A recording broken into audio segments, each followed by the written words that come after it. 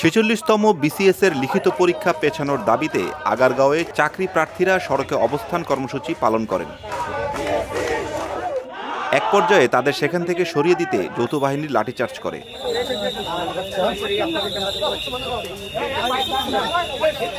আজ বৃহস্পতিবার দুপুর ২টায় আগারগাঁওয়ের নির্বাচন কমিশন ভবনের সামনে এই ঘটনা ঘটেছে।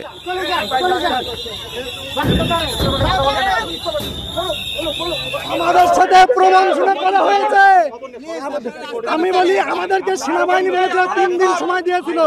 এর আগে পূর্ব নির্ধারিত কর্মসূচি অনুযায়ী ৮ মে ৪৪তম বিসিএস এর মৌখিক পরীক্ষা এবং ৪৬তম বিসিএস এর লিখিত পরীক্ষার পৃথক তারিখ নির্ধারণের দাবিতে আগারগাঁওয়ে নির্বাচন কমিশন ভবনের সামনের সড়কে অবস্থান নেয় তারা। পরে যৌথ বাহিনীর পক্ষ থেকে তাদের সড়ক ছেড়ে দিতে বলা হয়।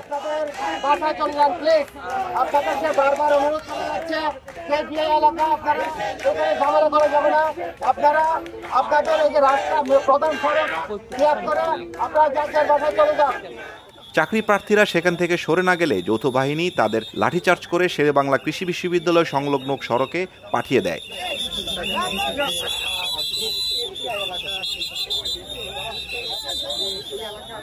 ওনারা আমাদের শান্তিপূর্ণ কর্মসূচিতে কেন ওনারা এটা করবেন? এটা ওনারা করতে পারেন না। এটা জুলাই অভ্যুত্থানের পরে জি জি জি আমার উপরে লাঠিচার্জ করা হয়েছে। ওনারা নারী শিক্ষার্থীদের সামনে থাকা সত্ত্বেও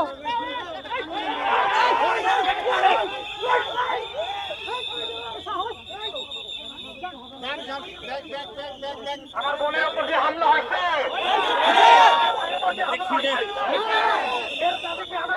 ৪৪-এর ভাইবার ডেটের সাথে ৪৬-এর রিটেনের ডেট হচ্ছে একই সাথে পড়ে যাচ্ছে।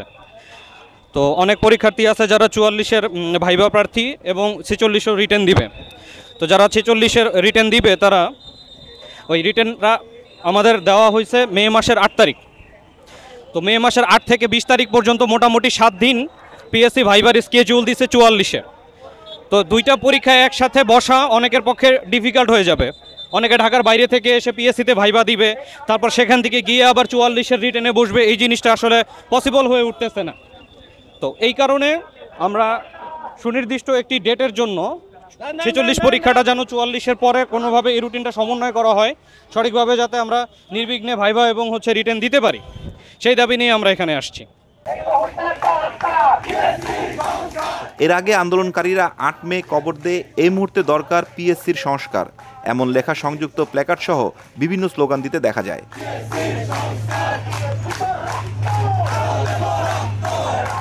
সমাবেশ করে একটা বিশৃঙ্খলা হয়ে যেতে পারতো, এই কারণে আমরা জাস্ট তারা যখন রোডে এসেছিল আমরা রোডটা ক্লিয়ার করেছি।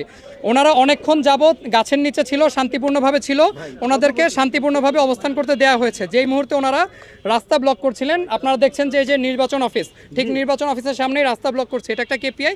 এখানে আসলে আমরা সমাবেশ করে বিশৃঙ্খলা সৃষ্টি করে কেপিআইকে এন্ডেঞ্জার করতে পারবো না, এই কারণে আমরা তাদেরকে ডিসপার্স করে দিয়েছি। Thank you, thank you, thank you.